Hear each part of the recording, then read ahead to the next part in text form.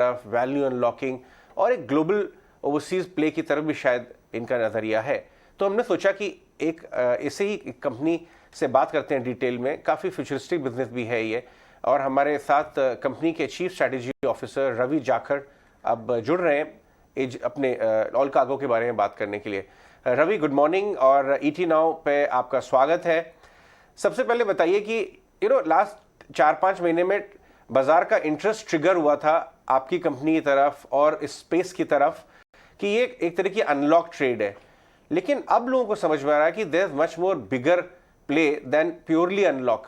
एक वेयरहाउसिंग की तरफ जा रही है कंपनी, ट्रांसफॉर्म हो रही है। तो आप अपने इनिशियल कमेंट्स बताइए, what are the good things happening at the company. Right so Ajay, like you rightly said, logistics जो है वो बैकबोन है किसी भी इकोनॉमी के लिए और ग्लोबल ट्रेड के लिए। और ऑल कार्गो लॉजिस्टिक्स जो है वो दोनों में प्ले करती है। अपना जो डोमेस्टिक जीडीपी ग्रोथ है, जहाँ पे लॉजिस्टिक्स का रिक्वायरमेंट है, हमारा एक्सप्रेस लॉजिस्टिक्स है या कॉन्ट्रैक्ट लॉजिस्टिक्स है, वेयरहाउसिंग ऑपरेशंस है। जहाँ एग्जिम ट्रेड है वहाँ पे कंटेनर फ्रेट स्टेशंस का यूज होता है। और हमारा काफी बड़ा जो है इंटरनेशनल प्रेजेंस भी है। इनफैक्ट जो लेस देन कंटेनर लोड है, यानी कि जो छोटे बिजनेसेस हैं और जो आज के दिन ज्यादा ग्रो भी कर रहे हैं, ई कॉमर्स वगैरह, हम ग्लोबल ई कॉमर्स की बात करते हैं, क्रॉस बॉर्डर ई कॉमर्स की, स्मॉल एंड मीडियम बिजनेसेस की एनेबलमेंट की, तो वो जो बिजनेस है एलसीएल कंसोलिडेशन का, उसमें इनफैक्ट हम लोग जो है वर्ल्ड में नंबर 1 है। हमारा जो है 180 कंट्रीज में प्रेजेंस है। तो जो ट्रेड की जो ग्रोथ हुई है उसमें हमें definitely as a market leader in India and across the world हम लोगों ने अच्छी परफॉर्मेंस की है। और इसके साथ में जो बहुत इंपॉर्टेंट चीज है वो ये भी कि पर्टिकुलरली अगर हम अपनी कंपनी की बात करते हैं तो हमारा काफी फोकस ट्रांसफॉर्मेशन पे रहा है। एक नया नजरिया, एक नई सोच की तरफ जाने की कोशिश, जहां पे हम देखेंगे किस तरह से डिजिटल जो इकोसिस्टम इवॉल्व हो रहा है उसमें हम कैसे बेटर प्ले कर सकते हैं। तो उन सब चीजों के मद्देनजर हमारा पर्टिकुलरली अगर आप देखेंगे तो हमारा जो है मार्केट शेयर एक्सपेंड हुआ है अधिकतर बिजनेसेस में जहां पे हम ऑपरेट करते हैं, इंडिया में और बाहर भी। और उसकी वजह से हमारी जो ऑपरेटिंग परफॉर्मेंस है वो नेचुरली इंप्रूव कर रही है, बिना फर्दर इन्वेस्टमेंट्स के। कि मतलब वही लोग हैं, वही इंफ्रास्ट्रक्चर है, उसको अब हम ट्रांसफॉर्म करके ज्यादा बिजनेस कर सकते हैं, बेटर ग्रोथ अचीव कर सकते हैं डिजिटाइजेशन के थ्रू। तो वो सब चीजों की वजह से लास्ट मैं बोलूंगा कि ऑलमोस्ट 2 साल से स्ट्रक्चरल चेंजेस हमारी कंपनी में आए हैं, और उसकी वजह से आप परफॉर्मेंस देख रहे हैं। जो क्वार्टरली रिजल्ट्स आप लास्ट फ्यू क्वार्टर्स में आपने देखे होंगे, तो वो उसी का नतीजा है। बहुत सारे आपके institutional and big HNI investors हमारा शो अभी देख रहे हैं। उनसे नज पे हमने आपको रिक्वेस्ट भी किया आने के लिए कंपनी को। लोग ये जानना चाहते हैं, व्यूअर्स, शेयर होल्डर्स, कि नेक्स्ट 12 to 24 मंथ्स कंपनी के 3 या 4 टॉप स्ट्रेटेजिक फोकस एरिया क्या हैं। तो आप क्या जवाब देंगे? तो सबसे पहला जो हमारा इंपॉर्टेंट फोकस है वो डिजिटाइजेशन का है। हम अपने हर बिजनेस में देख रहे हैं कि कैसे हम अपने ऑपरेशंस को ऑटोमेट कर सकते हैं, जो हमारा कस्टमर से एंगेजमेंट है उसको हम कैसे कंप्लीटली डिजिटाइज कर सकते हैं, कैसे हम लोग डेटा साइंस और एनालिटिक्स को यूज करके बिजनेस में डिसीजंस को और बेटर कर सकते हैं। और इस डायरेक्शन में ऑलरेडी काफी प्रोग्रेस भी हुई है। हमारा जो इंडिया में गति का बिजनेस है उसमें अभी हमने सेल्स को डिजिटाइज किया है, सेल्स फोर्स के साथ में सीआरएम टूल इंप्लीमेंट किया है। जो हमारा ग्लोबल बिजनेस है, जो ओशन फ्रेट का ईक्यू वर्ल्ड वाइड में, उसमें ऑलरेडी ऑलमोस्ट हमारी 50% बुकिंग्स ऑनलाइन होती हैं, जिसमें से 35% बुकिंग्स तो जो हमारा एक एडवांस डिजिटल इकोसिस्टम टूल है EQ 360 उसके थ्रू होती हैं। तो हमारा डिजिटाइजेशन पे काफी ज्यादा फोकस है। दूसरा फोकस हमारा एसेट लाइट के ऊपर है, जहां पे हम लोग जो भी एसेट हैवी बिजनेसेस हैं उनको हम लोग अपनी प्रेजेंस उसमें कम कर रहे हैं। जहां भी अपॉर्चुनिटी है, जैसे मान लीजिए जहां पे हम इक्विपमेंट ओन करते थे, कोई ट्रेलर ओन करते थे, हम उन सबको अपने एसेट्स को बुक से निकाल रहे हैं और हम लोग ऑपरेशनल मॉडल में जा रहे हैं।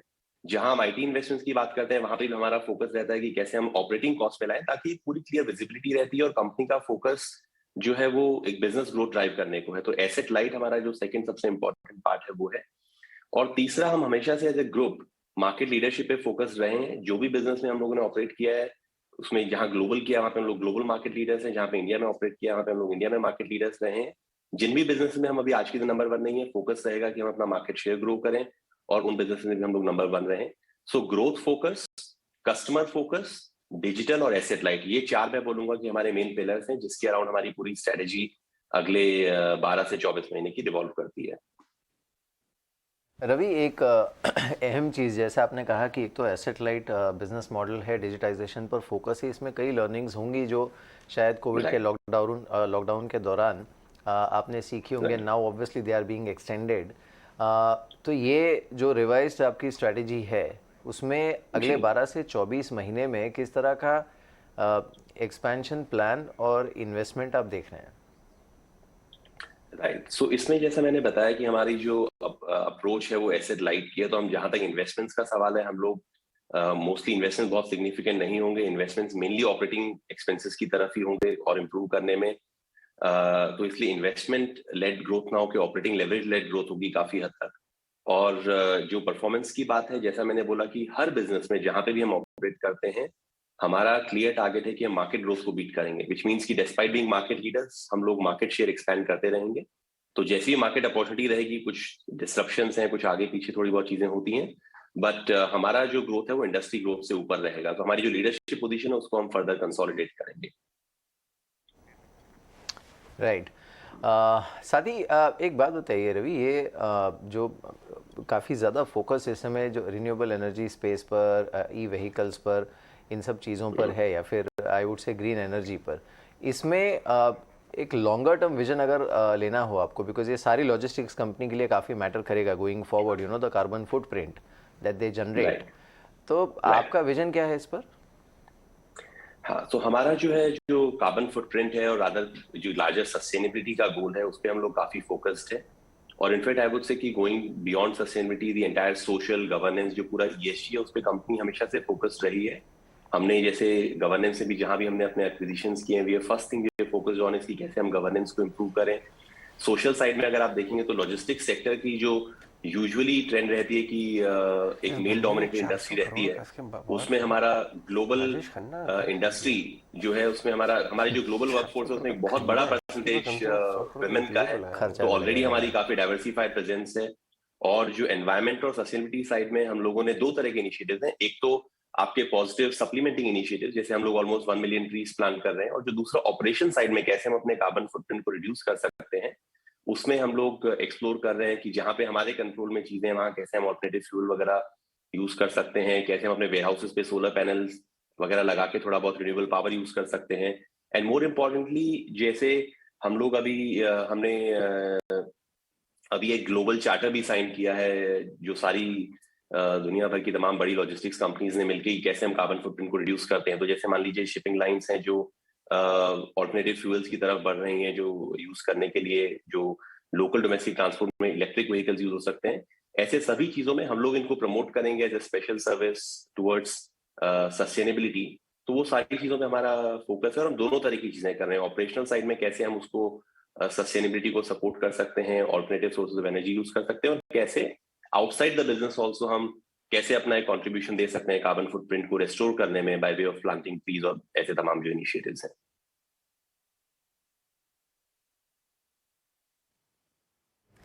राइट। रवि, एक और रिपोर्ट का एक यहाँ रेफरेंस लेना चाहेंगे। ये हालांकि एक सीआई की रिपोर्ट है जिसमें ये कहा गया कि लॉजिस्टिक परफॉर्मेंस इंडेक्स लगभग 44th रैंक रहेगा, और बिकॉज ऑफ की रीजंस रहेगा high cost of logistics, model mix जिस तरह का है, ओवरहेड्स आपके पास, और shortage of skilled manpower होगी।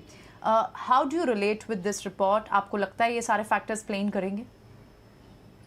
सो आई थिंक जो अगर आप लॉजिस्टिक्स परफॉर्मेंस देखेंगे तो I think there is been a positive development, country में कंटिन्यूअस इंप्रूवमेंट है। आपने स्किल फोर्स का बोला, बहुत अच्छा इंपॉर्टेंट पॉइंट है। Government has to continue to take initiatives. Private side में we ourselves support a skill development centre in JNPT area, जहाँ पे हम लोग खुद उसमें कंट्रीब्यूट करते हैं। सो वो एक इंपॉर्टेंट फैक्टर है जहाँ पे गवर्नमेंट को भी फोकस करना होगा और प्राइवेट एंटरप्राइजेस को भी आगे आना होगा कि कैसे वो एक स्किल वर्कफोर्स के डेवलपमेंट में रोल प्ले कर सकते हैं। उसके अलावा अगर आप देखेंगे तो जो इंफ्रास्ट्रक्चर बॉटलनेक्स हैं, जिसकी वजह से भी लॉजिस्टिक्स कॉस्ट ज्यादा होती है, उस पे मैं कहूंगा कि हमें ऑप्टिमिज्म है।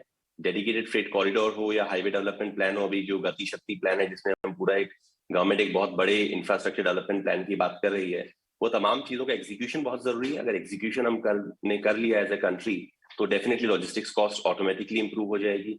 काफी अनऑर्गेनाइज्ड प्लेयर्स हैं जिसकी वजह से कई बार इनएफिशिएंसीज आती हैं, वो एक चीज है जो ऑटोमेटिकली अब डिजिटाइजेशन की वजह से थोड़ा बहुत इंप्रूव हो रही है। तो डिजिटाइजेशन एक तरफ एफिशिएंसीज को बढ़ाएगा, इंफ्रास्ट्रक्चर प्ले बढ़ाएगा, और स्किल डेवलपमेंट में बोलूंगा 3 बड़े पिलर्स हैं अपना लॉजिस्टिक्स एफिशिएंसी के, जिसपे एक अच्छी डायरेक्शन में काम हो रहा है। गवर्नमेंट भी आई थिंक अच्छा इनिशिएटिव ले रही है, और private sector should also continue to focus as much as we can. एक लास्ट सवाल Ravi, before we let you go, कि ये जो सारे इनिशिएटिव्स हैं, आपने अपने फोकस एरियाज बताए, देखिए after all markets are slaves of earnings. आपके मार्जिन इंक्रीज करने के लीवर्स क्या हैं? इन सारी चीज़ों से क्या स्कोप दिखता है आपको? क्योंकि एक तरफ प्रेशर है क्लाइंट का, एक तरफ डायनेमिक्स चेंज हो रहे हैं, इन्वायरमेंट के जो कॉस्ट बढ़ रही हैं, वो पास ऑन कितना कर पाते हैं, कितना नहीं, स्ट्रेटेजिक इनिशिएटिव्स ले रहे हैं, सब मिला जुला के मार्जिन इंप्रूव करने के आपके पास कितने लीवर्स हैं?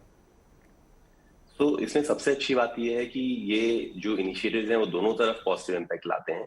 जब आप डिजिटाइजेशन करते हैं तो कस्टमर की लाइफ इजी होती है, कस्टमर का डॉक्यूमेंटेशन ऑटोमेटिकली प्रोसेस होता है, विजिबिलिटी इंप्रूव होती है, और वहीं पे आपके मैन पावर ओवरहेड्स भी कंट्रोल रहते हैं, आप बिजनेस ग्रो कर सकते हैं without investing in additional cost. तो आपका नेचुरली मार्जिन भी इंप्रूव होता है और कस्टमर सर्विस भी इंप्रूव होती है। अगर आप डोमेस्टिक लॉजिस्टिक्स में देखेंगे, वहां पे भी अगर आपका नेटवर्क आप ऑप्टिमाइज करते हैं, बेटर रन करते हैं, कॉस्ट को कंट्रोल करते हैं, आप बेनिफिट पास ऑन कर पाते हैं, मार्जिन भी आपका इंप्रूव होता है, आपकी मार्केट कॉम्पिटिटिवनेस भी बढ़ती है।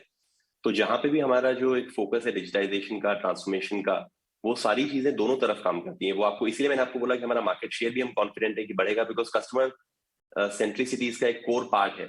एक कस्टमर की लाइफ को हम इजी बना रहे हैं और उनके लिए उसको बेटर बना रहे हैं, और उसी के जरिए हम अपनी कॉस्ट को भी कंट्रोल कर रहे हैं। तो देखिए डबल इम्पैक्ट स्ट्रेटेजी है, जहां पे कस्टमर भी खुश है और हमारी कॉस्ट भी कम हो रही है, therefore margins also should improve basis these initiatives. Alright, चलिए रवि, बहुत बहुत शुक्रिया हमारे साथ आज ईटी नाउ स्वदेश पर इस बातचीत में शामिल होने के लिए। Thank you so much.